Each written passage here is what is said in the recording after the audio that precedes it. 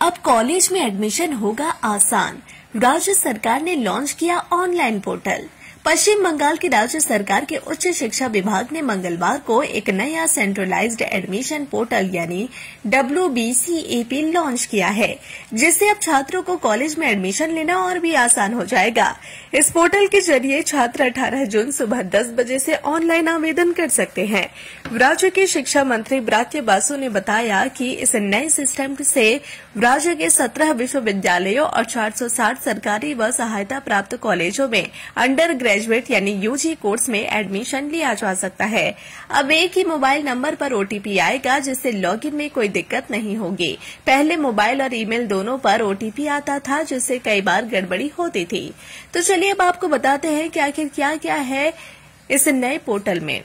छात्र एक ही आवेदन से कई कॉलेजों में अप्लाई कर सकते हैं। एक साथ 25 कॉलेज तक का चयन किया जा सकता है।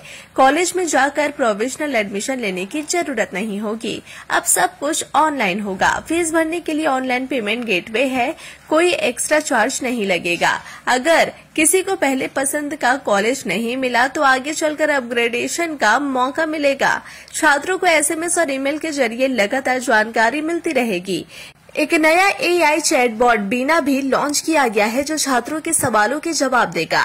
पहला चरण ऑनलाइन आवेदन की आखिरी तारीख 1 जुलाई है। इसके बाद मेरिट लिस्ट निकलेगी और छात्रों को ऑनलाइन ही एडमिशन मिल जाएगा। গত 2024-25 শিক্ষাবর্ষে মোট 4,44,190 জন ছাত্রছাত্রী এই পোর্টালের মাধ্যমে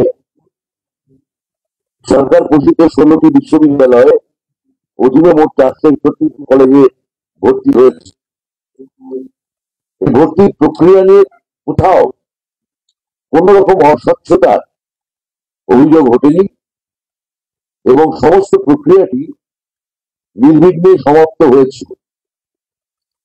44,794 জন ছাত্রছাত্রীকে আমরা গতবারই মোট 10,46,64,071 টাকা অনলাইনের মাধ্যমে তাদের অ্যাকাউন্টে ফেরত দিতে পেরেছিলাম। গতবার এই পোর্টালকে 3টে শব্দে আমরা ব্যাখ্যায়িত করেছিলাম: স্বচ্ছ, সহজ এবং সাবলীল।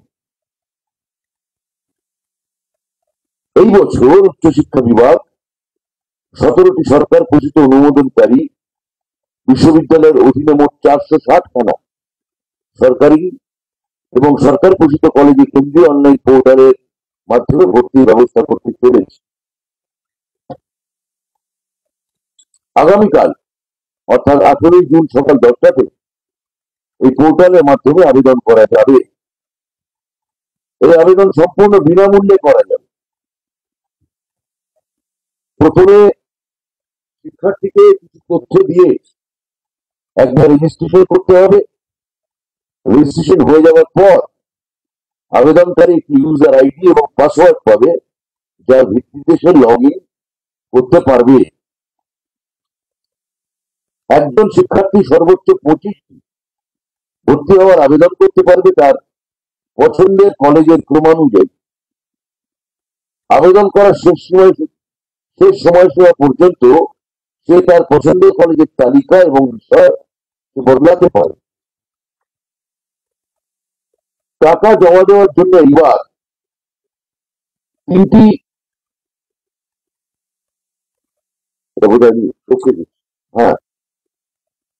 আবেদন করার সময়সীমা পার হয়ে গেলে একটি নির্দিষ্ট সময়ে সবকটি কলেজের সবকটি বিষয়ের সিস্টেম জেনারেটেড মেধা তালিকা প্রকাশিত হবে এই পোর্টালে।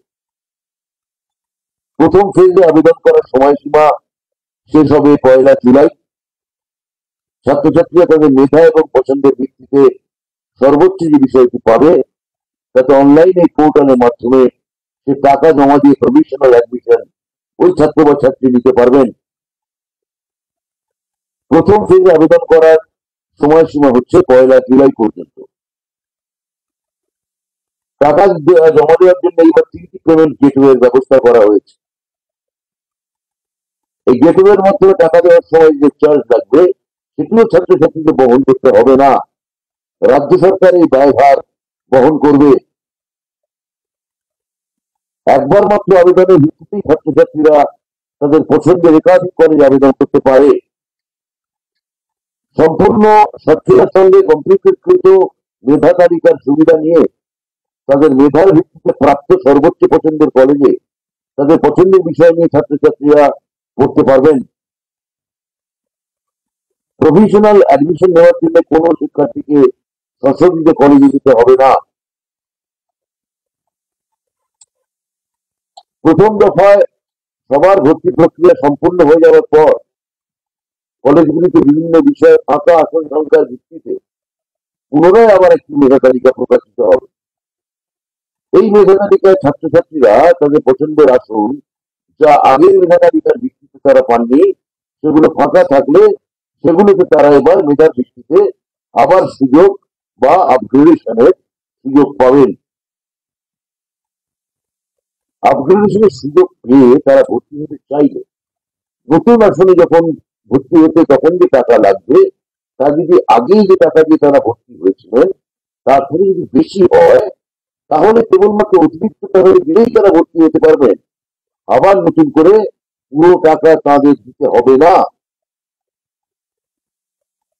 যদি ফিস কম হয় তবে অতিরিক্ত যে টাকাটি ছাত্র বা ছাত্রীকে দিয়েছিলেন তা ভর্তি প্রক্রিয়া সম্পূর্ণ শেষ হয়ে যাওয়ার পর স্বয়ংক্রিয়ভাবে ওই ছাত্রছাত্রী অ্যাকাউন্টে চলে যাবে।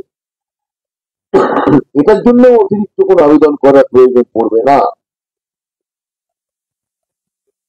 প্রতিটি প্রক্রিয়া ছাত্রছাত্রীদের SMS এবং মেলের মাধ্যমে তারা জানতে পারবেন এবং প্রতিটি প্রক্রিয়াতেই প্রতিটি স্তরেই তারা সেটা জানতে পারবেন।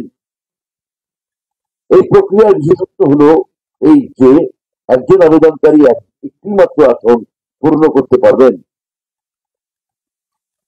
নিজেদের ভর্তির বিষয়ে সমস্ত তথ্য ছাত্রছাত্রীরা রিয়েল টাইম তাদের ড্যাশবোর্ডে দেখতে পারবেন।